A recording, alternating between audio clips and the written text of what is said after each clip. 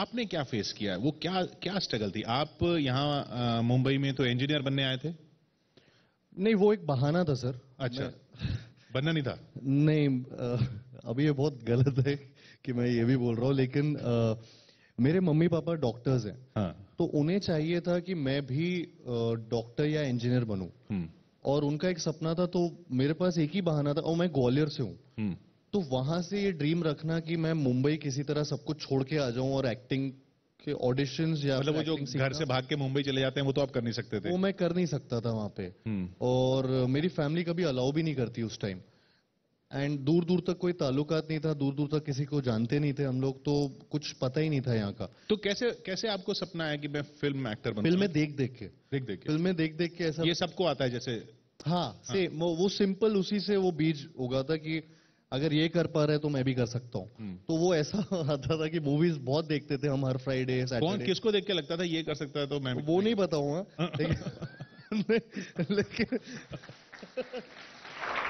वो फंस जाऊंगा मैं सर।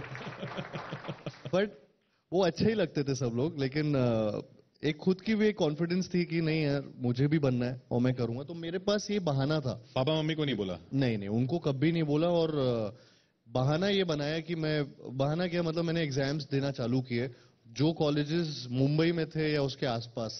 Engineering exam? इंजीनियरिंग के एग्जाम्स मेरे पास, पीसीएम भी दोनों था, तो साइंस के एग्जाम सब। तो डीवाई पाटिल कॉलेज में मेरा दाखिला हो गया, वहां का एंट्रेंस एग्जाम किया नवी मुंबई में? नवी मुंबई में। और वहां पे मैं आ गया, वहां पे मैं बीटेक बायोटेक कर रहा था वहीं। आए आप लेकिन एक्टर बनने थे? हाँ, आया एक्टर बनने। एक्टिंग का ही शौक था मुझे। जब मुझे एक चेन्नई के कॉलेज में भी एक मेरा एंट्रेंस क्लियर हो गया था, जो मैंने छोड़ा कि नहीं, मैं नहीं ले पाऊंगा, अदरवाइज मैं यहाँ पे नहीं कर पाऊंगा, मतलब मैं मुंबई आ ही नहीं पाता। मतलब ये तो ज्यादा ही टफ जर्नी ले ली ना। मतलब घर से भाग के मुंबई जाना है एक्टर बनने के लिए, तो इंजीनियरिंग का एंट्रेंस एग्जाम क्लियर करो पहले। मतलब मैं ऑलरेडी पढ़ भी रहा था, तो मेरे पास एक वही ऑप्शन था, अदरवाइज कोई ऑप्शन था नहीं। हाँ, लेकिन लंबा रास्ता था। कॉमन सेंस वाला वही रास्ता था मेरे पास, सब कुछ छोड़ छाड़ के जाना, वरना मेरे पास कोई प्लान भी पर होता नहीं। इंजीनियरिंग की पढ़ाई तो ऐसी नहीं होती ना कि आप उसके साथ आप फिल्म कर रहे हो। मेरे बहुत एटीकेटीज आते थे सर, हाँ। मेरे बहुत आते थे। और एटीकेटी वैसे देश की ऑडियंस को समझाने के लिए बता दें? मतलब मैं बहुत बार फेल होता था। Allowed to keep terms? हाँ, अलाउड टू कीप टर्म्स। हाँ। तो वो बहुत होता था। और उसके बाद मेरा इनफैक्ट एक बहुत अच्छा वो एक चीज हुई थी, जब मेरे कॉलेज में सबको पता चल गया था कि ये, इसको पढ़ाई में इंटरेस्ट नहीं है और ये सिर्फ ऑडिशंस देने जाता है, या कोई डिप्लोमा कोर्स कर रहा था मैं एक्टिंग। नवी मुंबई से? हाँ, डीवाई पाटिल में सबको पता था, नवी मुंबई में। मैं वहाँ मॉडलिंग भी कर रहा था, वहाँ प्लेस भी करता था, लेकिन मैं क्लासेस में नहीं बैठता था, मैं ज्यादा ऑडिशंस में चला जाता था। तो अरे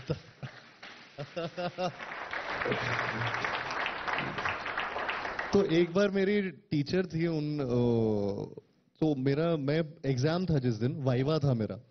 तो उन्होंने मुझे बोला था कि मतलब मैं लेट हो गया, मैं ऑडिशन के लिए गया था मुंबई में, बांद्रा जाता था, यहाँ से लोकल ट्रेन लेता था, 2.5 घंटे का सफर होता था, बांद्रा, अंधेरी, सेंटा क्रूज। तो ऑडिशन दे के फिर रिजेक्ट होके वापस आ जाता था।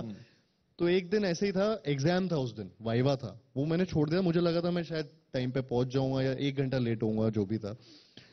तो मैं लेट पहुंचा, तब तक वो खत्म हो गया। तो स्टाफ रूम में बैठी थी, मैंने मैम को मतलब वो, मैंने उनसे प्लीड किया कि प्लीज मेरा एग्जाम ले लो, शायद से इसमें तो पास हो जाऊं। तो उन्होंने बोला एक ही चीज मेरे को बता दो कि मैं तुम्हारा एग्जाम ले लेती हूँ, एक ही जवाब देना, मेरा नाम क्या है। तो मैं वो फेल हो गया तब। तो मैं जवाब नहीं देता, तो मैं उतना खराब था उस टाइम। अच्छा, ये ऑडिशंस में क्या होता है? मतलब सब लोग आते हैं ना कि मुंबई जाएंगे ऑडिशन देंगे, आप लोग कह देते हैं कि हमने ऑडिशन दिया था, ये इतनी आसानी से हो जाता है ऑडिशन? नहीं, बहुत डिफिकल्ट होता था। मैं सर फेसबुक पे, अगेन मैं किसी को नहीं जानता था तब।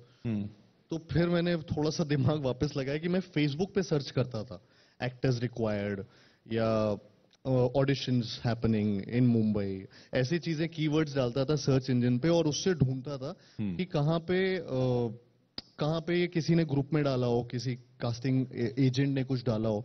तो वो फेसबुक तब वो बहुत नया नया चल रहा था, तुम वहां पे डालते भी थे लोग, तो मैं डायरेक्टली पहुंच जाता था, और उसी में सारे ऑडिशंस के बारे में लिखा होता था कि ये फलाने ऐड का ऑडिशन है या फिल्म का ऑडिशन है, और उसके अंदर एड्रेस होता था, यहाँ पे आप इस दिन पे आ सकते हो। तो मैं उस डे पे पहुंच जाता था वहां पे directly. Without knowing anything and anyone, तो मैं वहां पहुंचता था, लाइन में लगता था और एक पहला मेरा जो एक ऑडिशन क्रैक हुआ था, वो 1-1.5 साल बाद एक क्रैक हुआ था। 1-1.5 साल? हाँ, 1-1.5 साल लग मतलब आप रोज जाते थे ऑडिशन देने? हफ्ते में 1 बार 2 बार, हफ्ते में 2 बार तो होता ही था, वरना इतने ऑडिशंस का पता भी नहीं चलता था। और 1.5 साल के बाद पहला क्रैक हुआ, उसमें मैं एक चैनल के लिए एक ऑडिशन दिया था, जिसमें चैनल के लिए एक ऐड किया था, जिसमें आई थिंक हम 6-7 लोग थे, और वो प्ले कार्ड लेके मैं आता हूँ कि वी लव दिस फनाला चैनल, तो वो लव या लव वाले वर्ड में मैं था, एक लड़की आती है वी, एक आता है लव, तो वो लव जो लिखा है वो मैं था, और फिर दिस तो तो उसके लिए मुझे पहला 1500 का चेक मिला था। उसमें भी प्लेकार्ड तो सही वाला उठाया आपने? लव वाला था।